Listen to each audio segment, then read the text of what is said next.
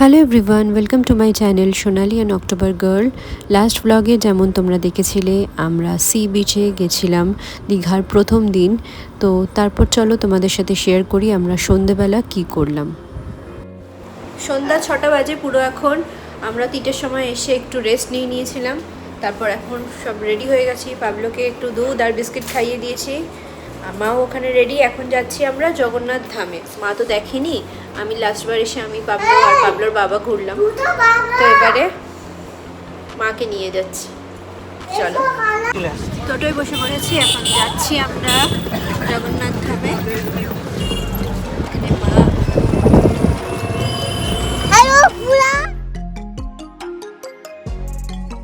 লাস্টবার যখন জগন্নাথ ধামে পাবলোর বাবার সাথে এসেছিলাম তখন মারাত্মক ঠান্ডা ছিল, কিন্তু মায়ের সাথে যখন এসেছিলাম সেটা মার্চ মাস ছিল, তাই ঠান্ডাটা তুলনামূলক খুবই কম ছিল। মোটামুটি মনোরম ওয়েদার ছিল।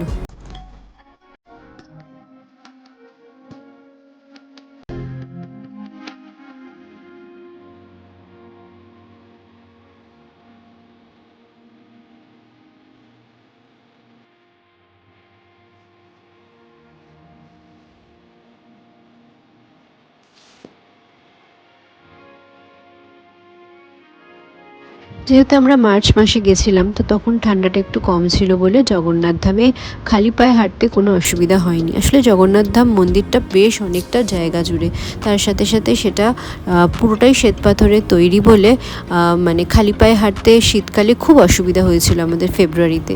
তো যাই হোক, মন্দির দর্শন করে আসার পর আমরা আবার নিউ দীঘার সি বিচে এসেছিলাম। আর এখানে এসে আমরা একটু চা আর ঝালমুড়ি খেয়ে নিয়েছিলাম। তার সাথে সাথে পাবলোও একটু গাড়ি চড়ে নিয়েছিল। আর মাছ ভাজার দোকানগুলো থেকে না আমার অভিজ্ঞতা খুব খারাপ, তো তাই জন্য আমি আর মাছ ভাজা বাইরে থেকে কিনে খাই না, দীঘা বা পুরী যেখানেই বলো না কেন, কারণ খেয়ে একবার খুব শরীর খারাপ হয়েছিল। আর এখানে দেখো আমরা পনির বাটার মশালা আর রুটি, আজকে এটা দিয়েই আমরা তিনজনের আজকে ডিনার করব। পাবলো এখানে বেশ মজা করছে, রুমটা বেশ বড় তোমরা দেখতেই পাচ্ছ। তার সাথে সাথে টিভিতে গান চলছে, সেটাও মজা করছে। আর এইটা দেখো পাবলোর জন্যই নতুন খেলনাটা কেনা হয়েছে।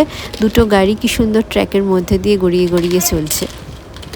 রাত অনেকটাই হয়ে গেছিলো, পরের দিন সকালবেলা উঠতে হবে, তো তার জন্য চোখের কাজলটা না এবারে কিনেছি, এত ভালো কিছুতেই উঠতে চাইছে না।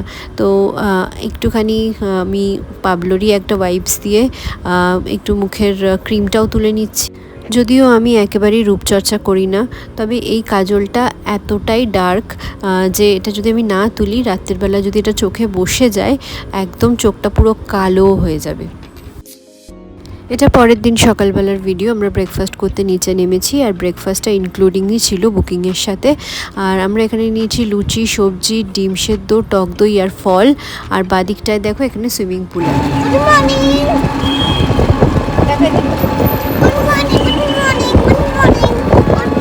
ব্রেকফাস্ট সেরে বেরিয়ে পড়েছিলাম আমরা চন্দনেশ্বর মন্দিরটা। খুব শুনেছিলাম যে এখানে শিব মন্দিরটা খুব বেশ জাগ্রত, তো মাকে বলাতে মা একেবারেই রাজি হয়ে গেল। এর আগে কোনোদিনও আমি এই মন্দিরটায় আসিনি। এটা বেসিক্যালি দীঘার মধ্যে পড়ে না, এটা উড়িষ্যা বর্ডারের মধ্যেই অনেকটা যেতে হয় আর কি ভেতরে।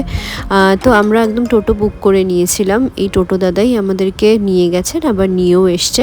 আমাদের টোটাল 200 টাকা পড়েছে, যেতে 100 আসতে 100।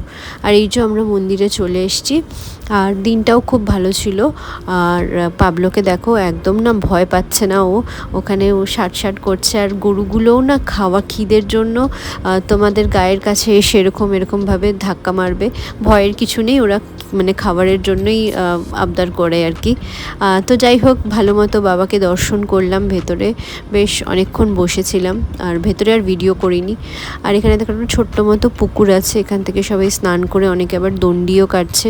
তো খুব সুন্দর, খুব ভালো লাগবে। তোমরা যদি কেউ দীঘায় যাও এরপর অবশ্যই কিন্তু এই জায়গাটায় একবার ঘুরে এসো, বেশ ভালো লাগবে।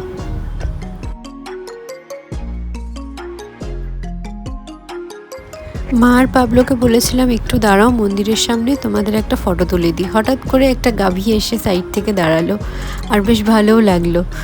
আর হয়ে গেছে আমাদের দর্শন করা। এবার চলো হোটেলে যাই। এই এলাম হোটেলে, এবার ড্রেস চেঞ্জ করে সমুদ্রে যাব। তখন আর জুতো আর ফোন টোন কিছু নেবো না, ব্যাগ ট্যাগ নেবো না। একটুখানি ইচ্ছা আছে দেখি স্নান করবে মা?